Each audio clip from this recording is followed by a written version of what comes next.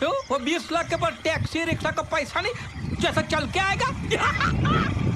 मस्त जोक मारा रे, ये हंस रहे हलकट हंस।